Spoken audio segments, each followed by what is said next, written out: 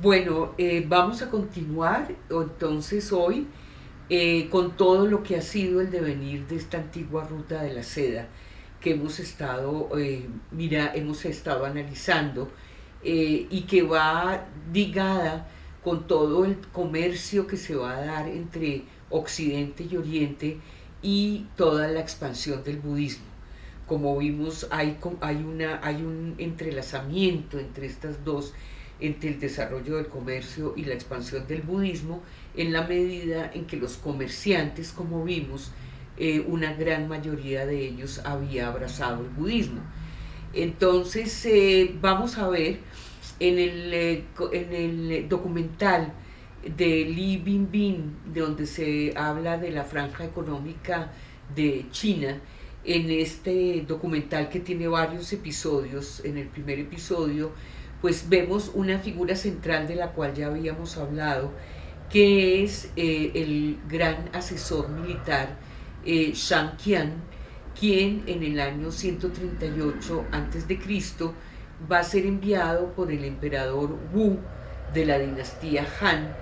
para contener a unas tribus que son las Xiongnu. Son tribus que bajan como del sur de Mongolia y del centro del Asia Central, y estas tribus empiezan a atacar, digamos, a amedrentar toda la región noroccidental de China. Entonces el emperador Wu envía a este gran personaje que es Shang Qian, y él se le denomina como el hombre de la apertura de la ruta de la seda. Él fue el que abrió esta ruta desde China, en la medida en que, para evitar una confrontación militar con estas tribus, él va a ejercer una labor más bien diplomática, y él entra en conversaciones con pues esta zona del Asia Central, todas estas regiones que estaban muy apartadas, y en la medida en que él establece relaciones diplomáticas se va abriendo esa ruta, y posteriormente se va a abrir el comercio también a partir de toda esta región del Asia Central hacia China. Entonces aquí vemos que como que se van a entrelazar, por un lado, toda la herencia de Alejandro, que llega en el siglo, a principios del siglo IV antes de Cristo, esa herencia que deja Alejandro Magno en la zona oriental, va a forjar unos reinos indogriegos en el norte de la India, y los generales de Alejandro a su vez van a conformar imperios como el imperio tolemaico en Egipto y el imperio de los seleucos, que va a estar en Siria. Entonces, en la medida en que se va quedando esta herencia helénica que deja Alejandro, y por el otro lado, con toda el desarrollo del comercio, se van a crear unos reinos indogriegos en el norte de la India y en lo que hoy sería el norte de Pakistán. Entonces, en torno a estos reinos indogriegos hay una ciudad que va a prosperar, que va a ser famosa, que se va a llamar Taxila. Taxila, en la medida en que la ruta de la seda empieza a cada vez abrirse más, estamos entrando al siglo primero después de Cristo. Ya habíamos visto que a finales del siglo primero y segundo antes de Cristo, el hecho de que se hubiera consolidado un imperio budista en la India, pues permitió también el envío de misioneros budistas, que a su vez eran comerciantes, quienes fueron creando estas ciudades-estado en todo el Asia Central, en lo que hoy es Kirguistán, Turkmenistán, Kirguisia, Uzbekistán, toda la zona del Asia Central. Esa zona era una zona totalmente inhóspita y olvidada por el mundo, empieza a abrirse, y van a haber unos puntos, van a haber como unos centros que, en la medida en que el comercio se desarrolla, se van a convertir en centros científicos y tecnológicos. Vale la pena mencionar el caso de la gran ciudad de Samarcanda, en Uzbekistán. Taxila es otra de estas grandes ciudades, y Taxila es famosa en la medida en que ella como que conjuga, como vimos, toda esta fusión de lo indo y de lo griego, y en Taxila también se va a crear un gran centro de acopio para los comerciantes, y al mismo tiempo va a ser un centro de saber monástico budista, ¿sí? Entonces vamos viendo cómo la demanda que tienen, que cada vez se extiende más por parte de los romanos, sobre todo en la época del siglo segundo después de Cristo, en la época de los antoninos. Estos van a enviar embajadores que van a empezar a buscar el comercio para suplir esta demanda cada vez más grande de especias y de seda que se da por parte de todo del Imperio Romano de esta época. Entonces, los romanos a su vez van a empezar a llegar a la India para empezar a explorar comercio que podría darse, y vemos que la India, en la medida en que se está situada en el centro entre Occidente y China, la India aprovecha como ese lugar privilegiado que tiene, y se convierte como en un intermediario del comercio suntuario que era la demanda romana, y que la suplían pues todo este sudeste asiático, que era el que daba las especias, y China, que era la que exportaba papel, como vimos ya, seda, que es digamos es como lo más simbólico en ese momento, y animales silvestres, piedras preciosas. O sea, esto es un ir y venir de mercancías que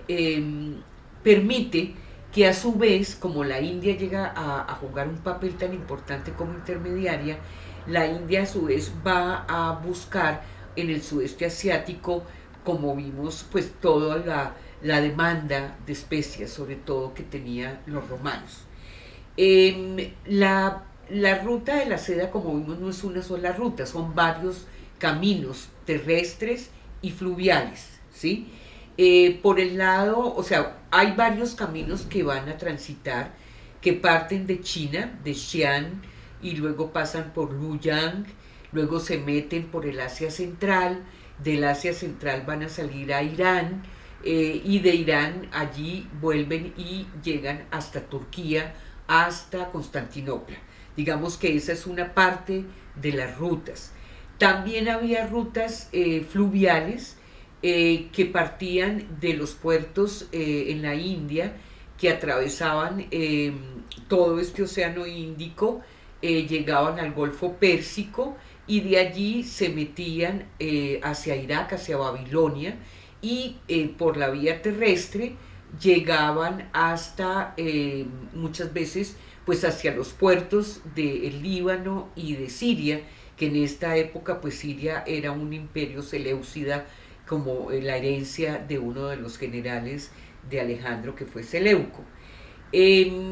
Había otra ruta marítima que atravesaba, digamos que bordeaba toda la península ibérica, la península arábiga, y una vez que entraba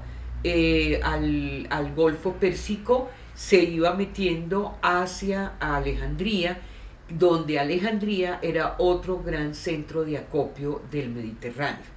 Entonces, como vemos, hay como unos centros de acopio fundamentales que posteriormente serán las grandes ciudades costeras, y el budismo empieza entonces a difundirse. El budismo sale del norte de la India, los griegos van a ser muy abiertos al budismo casi más que al hinduismo, en la medida en que el budismo era una filosofía que posteriormente se convierte en religión, que es mucho más abierta a cualquiera que quiera practicarla. Y en esa medida los griegos, muchos se convirtieron al budismo, de allí que se diera esta fusión que se expresó en estos maravillosos reinos indogriegos. Eh, Ahora, en esta antigua ruta,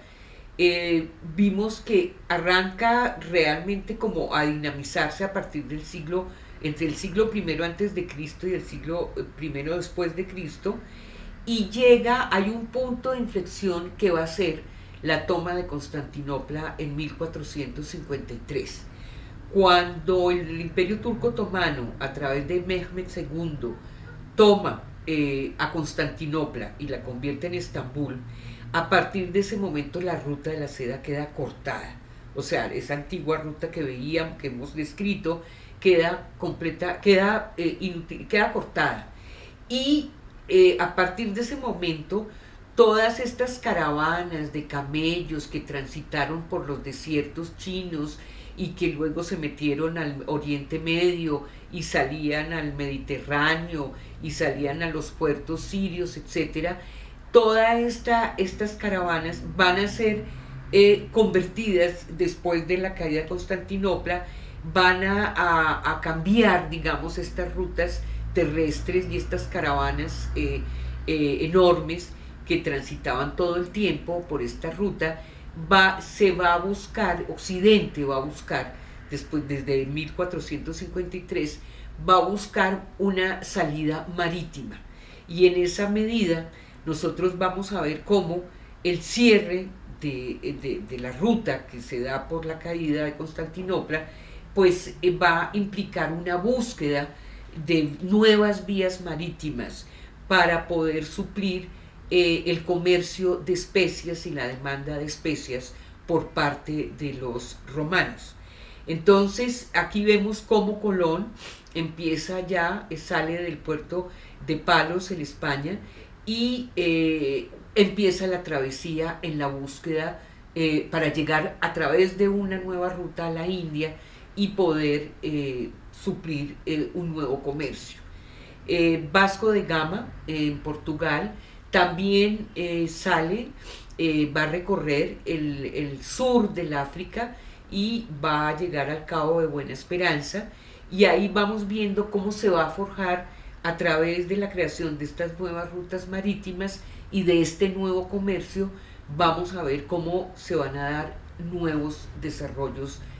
comerciales y de intercambio de saberes y de culturas. Entonces vamos a dejar por ahora aquí y continuaremos la próxima vez con el desarrollo de las nuevas rutas comerciales.